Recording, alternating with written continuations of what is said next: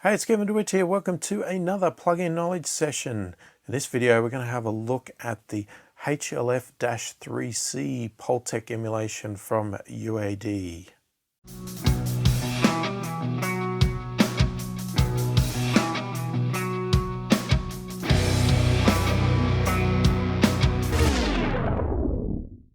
So firstly, if you're new to my channel, new to my videos, if you like what you see, click the thumbs up button, subscribe to the channel, click the notification bell to be notified of all of my future videos as they come out.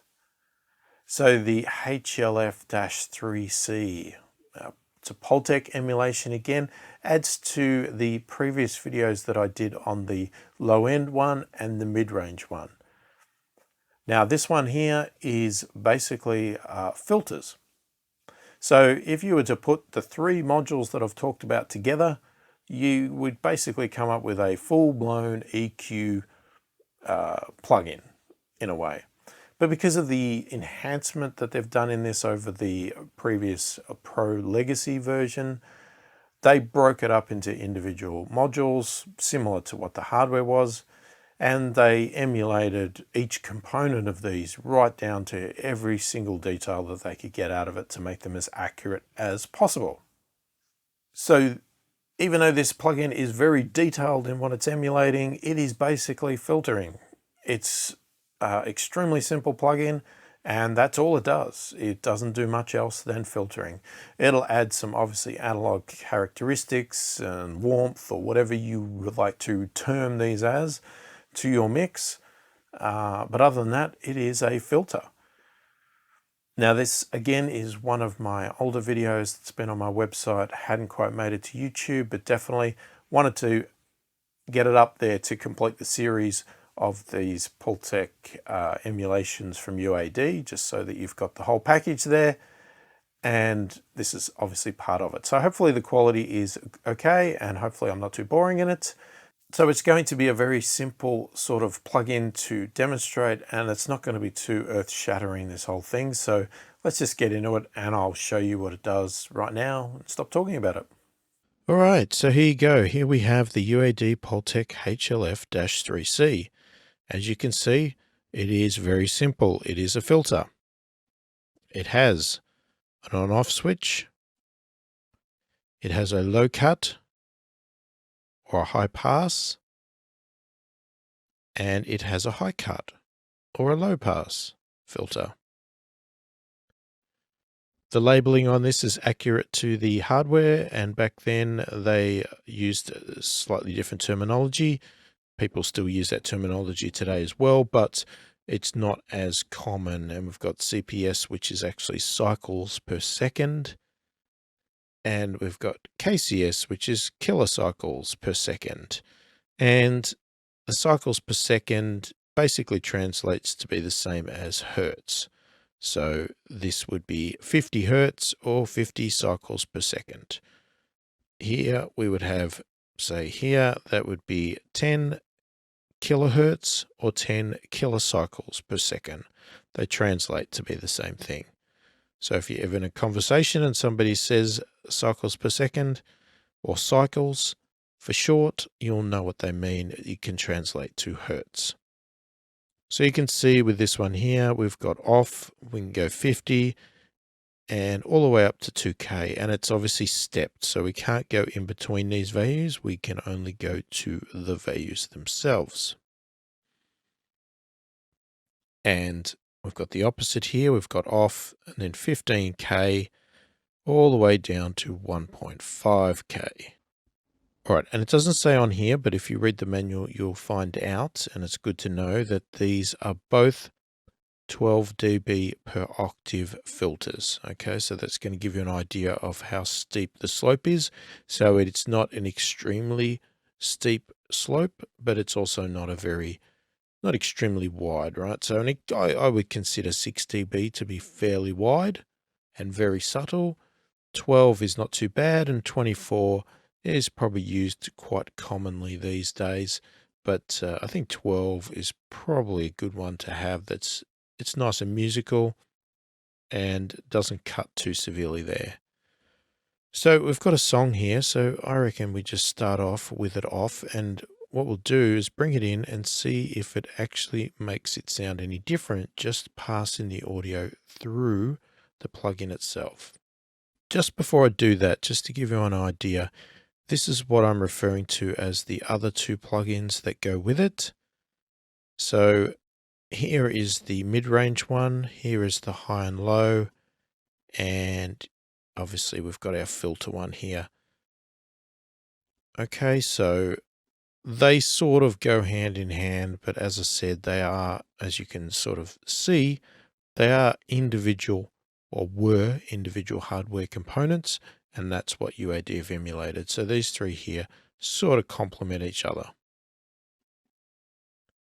All right, so let's play the audio and let's turn this on and see if it has any impact on our audio without any of the settings on, just passing it through the hardware and having it impart some of its analog emulation.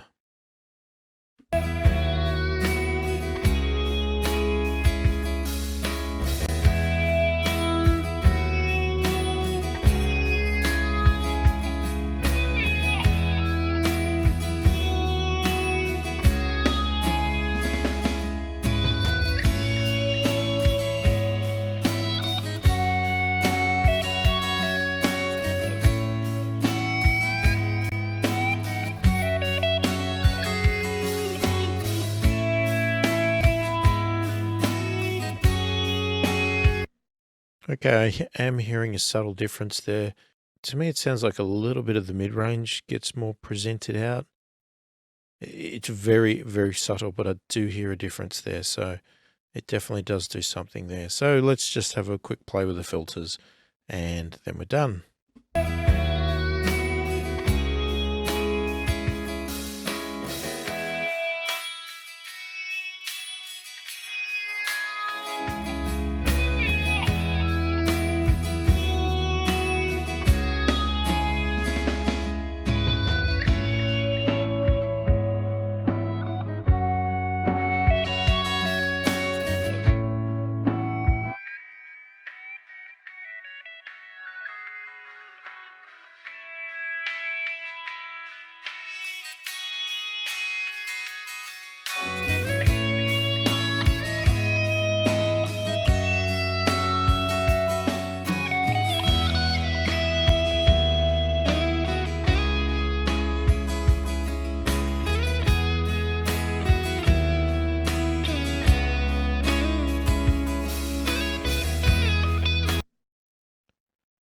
So there you go.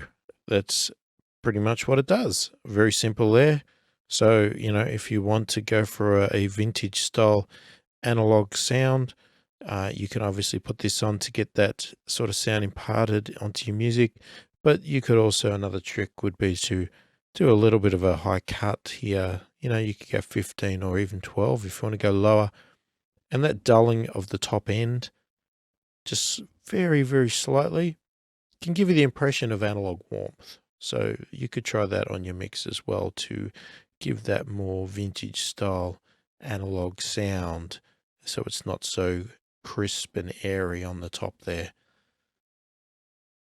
So there you go, there's the Pultec HLF-3C from UAD, filtering plugin, the emulating the Pultec hardware-based filters. Again, pretty similar to the mid-range one, but even more this one. To be honest with you, other than doing this demonstration and this tutorial, I never use this plugin. I have nothing against it. There's nothing wrong with it. I just don't see the point. To be honest with you, I don't see the point to me pulling up an entire plugin like this just to run filtering. Because I usually run an SSL channel strip or some other channel strip on there, they all contain filters, or all the modern EQs, even the inbuilt ones in Cubase, have filters. Now, do they sound the same as this? I'm sure they probably don't. I'm sure there's a reason why maybe I should be using these filters, but to be honest with you, I just don't, and I just don't see the point of it, to be honest. I know it's supposed to complement the rest of the modules, and again, I guess if you want to use all three modules together, then it might make sense that you need that filtering section. But the problem is the demand on your DSP that these 3 modules will create. It's not like it's going to be that you're always going to pull these 3 modules up. You're just not going to be able to do it because your computer's going to you're going to run a DSP on your UAD hardware, and it's just not going to be efficient. So generally I'll just use my normal filters that are already inbuilt in other plugins that I'm already using for other functions. Now, let me know if you've tried this plugin before. Have you got it? Do you use it? And if you do use it, I'd love to hear why you use this. Why should I use it? Why is my opinion of the fact that I don't see the point not a good opinion? And I'd love to know this because I want to learn from you guys as well of why do you use this filter plugin if you do? And if you don't, again, tell me why. Do you agree with my opinion on it, that you just don't see the value or the point? Again, nothing wrong with the plugin. I'm sure the detail of it and the sound of it is fantastic compared to the hardware, but I don't see the value. Do you see the value? I'd love to know your opinion on it. If you liked the video, then click the like button, subscribe to the channel, click the notification bell to be notified of all of my future videos. Again, I really appreciate it when you follow me and you do click the like button and the subscribe button, because it really does help the channel out and allows me to continue doing this for as long as I can and as much as I can. So I really do appreciate your support on this. So I thank you all for supporting me with this channel. So hopefully the video has been helpful, and I thank you for watching, and I will catch you in the next one.